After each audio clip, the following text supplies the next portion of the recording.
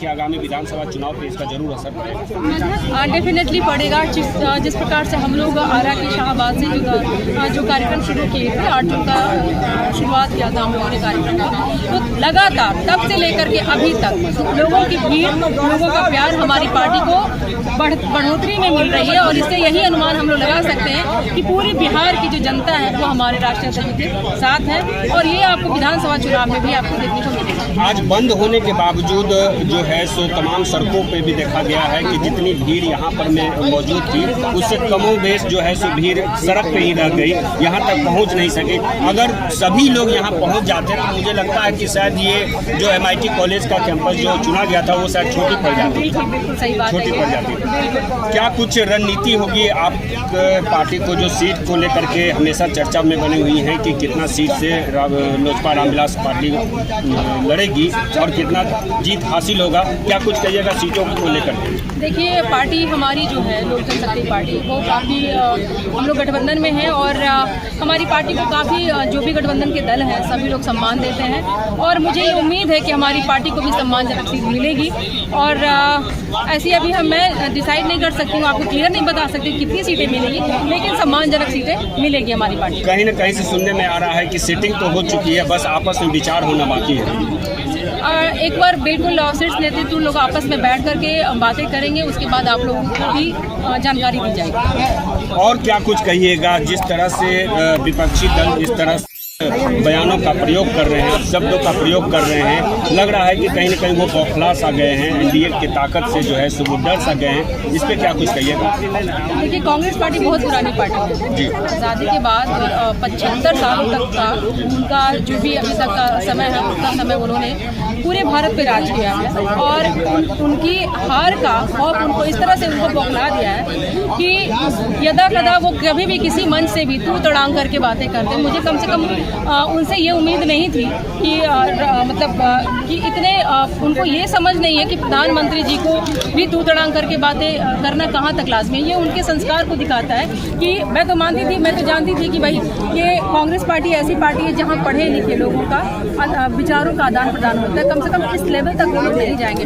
लेकिन बिहार में भी देखिए, और अभी यूपी में भी विधानसभा चुनाव हुआ था, उसमें भी देखे होंगे आप कि किस प्रकार से अखिलेश सिंह जी के साथ मिल करके उन्होंने वहाँ पे भी सेम यही गेम खेला था। परिणाम क्या निकला? वहाँ NDA की सरकार स्थापित है और काफ़ी अच्छे से वहाँ की राजनीति की जा रही है। लोकसभा चुनाव की भी बात की जाए तो उस दौर में भी जो है सो इस तरह का प्रयोग किया गया था। विधानसभा का चुनाव आया तो इस समय में भी जो है सो इसी तरह से ये एक लग रहा है कि चुनावी स्टंट और चुनाव मतलब किस तरह से जनता को भ्रमित किया जा रहा है। देखिए, जनता इससे भ्रमित होगी क्या? जनता बिहार की पढ़ी लिखी हुई है, उनको पता है कि उनके लिए कौन सुयोग्य है और कौन नाकाबिल है। तो आपने देखा होगा कि 90 के दशक में यहाँ महिलाएं किस प्रकार से असुरक्षित थी, यहाँ की IAS की पत्नियां सुरक्षित नहीं थी। बड़े मतलब 6 बजे के बाद महिलाएं बाहर तक नहीं निकलती थी। आज का दौर वैसा दौर तो बिल्कुल नहीं है ना। अभी यहाँ महिलाएं संबल हो रही है, पढ़ी लिखी हैं, हर क्षेत्र में अपना नाम कमा रही है। क्या अब बिहार की महिलाएं या फिर यहाँ के युवा उस ओर जाना चाहेंगे? और हमारे राष्ट्र से हर मन से अभी आपने सुना भी होगा कि यहाँ पे पलायन को कैसे करना है, बिहार में रोजगार कैसे लाना है, इस ओर को वो लोग बात नहीं करते। अच्छा, प्रधानमंत्री जी ने ऐसा बोला, मुख्यमंत्री जी ने ऐसा बोला, उसके बाद उनके ही मंच से उनके कार्यकर्ता हैं जो हमारे प्रधानमंत्री जी को गाली देते हैं। ये कहाँ से आपको लगता है कि इतने जब एक इलेक्शन के लिए इस लेवल तक वो लोग अपना संस्कार गिरा देते हैं? ये तो यहाँ की जनता देख रही, बड़ी बात देख रही है, और उनका इंसाफ वो विधानसभा चुनाव में। देखिए, आज का सम्मेलन हमारे कार्यकर्ता, हमारे चिराग पासवान जी के चाहने वाले लोगों का एक जमावड़ा था। ये लगभग दो प्रमंडल का ये कार्यक्रम था, जिसके माध्यम से हमने नव संकल्प महासभा का आज उद्यापन किया है। अब इसके बाद हम लोग दूसरा कार्यक्रम नव संकल्प यात्रा से पूरे बिहार में आदरणीय चिराग पासवान जी कार्यकर्ताओं से डायरेक्ट रूबरू होंगे। तो इस महासम्मेलन को लेकर के कार्यक्रम की शुरुआत पटना से होगी, और अभी आप लोगों के बीच में ब्लूप्रिंट दे दिया जाएगा, क्योंकि अभी ऑफिशियली बोलना ठीक नहीं है जब तक घोषणा कंप्लीट नहीं हो जाता है। तो क्या देखने को मिलेगा 2025 में? फिर अलग लड़ेंगे या फिर NDA के साथ ही लड़ना है? नहीं, NDA के साथ तो लड़ना ही लड़ना है। CM के चेहरा के तौर पे किनको देखना चाहते हैं? हम तो मुख्यमंत्री नीतीश कुमार या फिर जो है चिराग पासवान? इसमें 2 महत्वाकांक्षा है। मेरी महत्वाकांक्षा है आदरणीय चिराग पासवान जी, लेकिन चिराग पासवान जी का महत्वाकांक्षा है कि इस बार नीतीश। और आगे तो अपने कार्यकर्ता की भावना को देखेंगे। आगे कार्यकर्ता की भावना एक्चुअली क्या है, बिहार जिस दहलीज पे आ गया है अब उस दहलीज पर एक अनुभव की जरूरत है। आज युवा शक्ति के साथ जो बुजुर्ग का सोच है, वो जो अनुभव है उसकी चाहिए, क्योंकि जब तक एक आज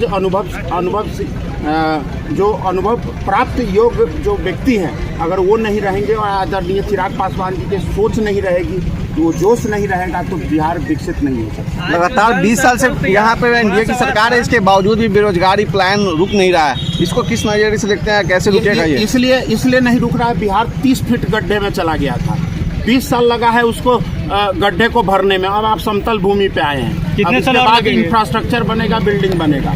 आप आने वाले समय में आप देखेंगे। और बिहार तो बदला है बॉस, मैं कहता हूँ बिहार बदला है और बिहारी बदला है। मैं कह रहा हूँ कि आज एक बिहारी 100 पर भारी जब कहते हैं और 100 बिहारी दिल्ली हमारी जब कहते हैं तो बिहारी का सीना चौड़ा हो जाता है। ये क्यों कहते हैं? क्योंकि सर कितने साल गड्ढे भरने में लगेगा सर? 20 साल हो गया, गड्ढा भर चुका है, अब इमारत बनाने का टाइम है। कब तक बनेगा ये? अगला 5 साल में कौन होंगे सर इमारत बनाने में? बिहार में इमारत बनाने में कारीगर कौन होंगे? आदरणीय चिराग पासवान जी निश्चित रूप से कारीगर